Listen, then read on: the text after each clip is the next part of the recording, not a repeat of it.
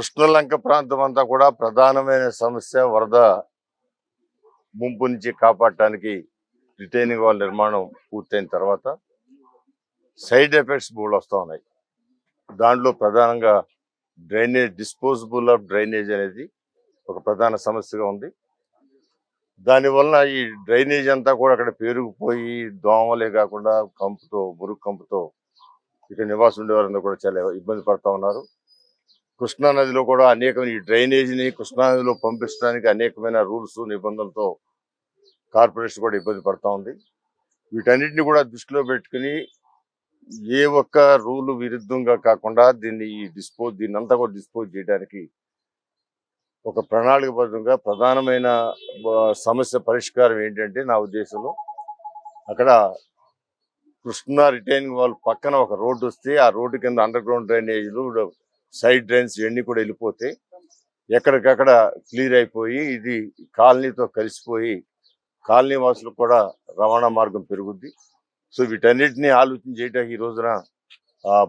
మన సిఈ గారిని, అదేవిధంగా ఈ గారిని, ఇతర డిపార్ట్మెంట్ వారందరినీ కూడా తీసుకుని ఒక పర్యటన చేయడం జరిగింది. ఆ చివరి నుంచి సుమారు కళానగర్ నుంచి ఇక భూపేష్ గుప్తా నగర్ వరకు కూడా అన్ని ప్రాంతాలు పరిశీలించుకుంటూ అధికారులందరూ కూడా ఒక నిర్ణయానికి వచ్చి వాళ్ళు కూర్చొని డిస్కస్ చేసి దీన్ని శాశ్వత పరిష్కారం ఏ విధంగా చేయాలి, ముందు తాత్కాలికంగా ఏ విధంగా ఈ నీరుని డిస్పోజ్ చేయాలి, దాని తర్వాత శాశ్వత పరిష్కారం ఏం చేయాలి అన్నీ కూడా మేము రేపు మంత్రి గారు నారాయణ గారి వారంలో మీటింగ్ ఉంటుంది. మంత్రి గారు సమక్షంలో, అధికారులందరి సమక్షంలో ఉన్న సమస్యను దృష్టిలో పెట్టి దాని శాశ్వత పరిష్కారం, దానికి కావలసిన నిధులు ఇవన్నీ కూడా సమకూర్చుకోవడం, ఇవన్నీ కూడా చేసి వీలైన తొందరలో ఈ సమస్యకు పరిష్కారం చేయాలనే ధ్యేయంతో మేము ముందుకు వెళ్తాం. బిఎంసి అధికారులందరూ కూడా ఇవాళ యంత్రాంగం అంతా కూడా కదిలి 16వ డివిజన్లో ఈ డ్రైనేజీ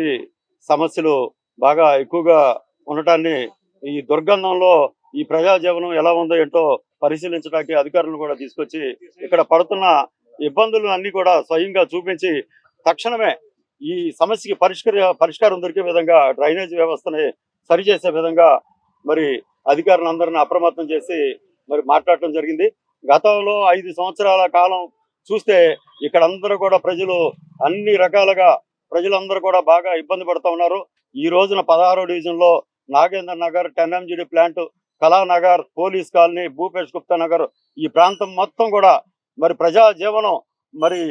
దుర్భరమైన జీవనం కూడా ఇక్కడ గడుపుతున్న పరిస్థితుల్లో మా గొప్ప శాసనసభ్యులు మరి హ్యాట్రిక్ గా గెలిచిన ప్రజాప్రతినిధి మరి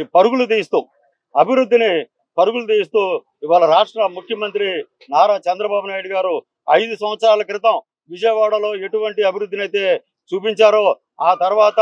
ఈ ప్రాంతం మొత్తం కూడా కకావికలం అయిపోయి గంజాయి బ్యాచ్ తో ఈ కృష్ణలంక ప్రాంతం అంతా కూడా భయభ్రాంతులకి గురవుతున్నారు. అటువంటి సమయంలో ప్రతి అధికారిని కూడా ఇవాళ మాతో పాటు నడిపించి మరి అభివృద్ధి ఎలా ఉంటుందో ఏంటో చేసి చూపించే దినంగానే ఈ రోజున 16వ డివిజన్లో శాసనసభ్యుల పర్యటనలో ఇవన్నీ కూడా అధికారులు అప్రమత్తం అయ్యి ప్రతి సమస్యను కూడా తక్షణమే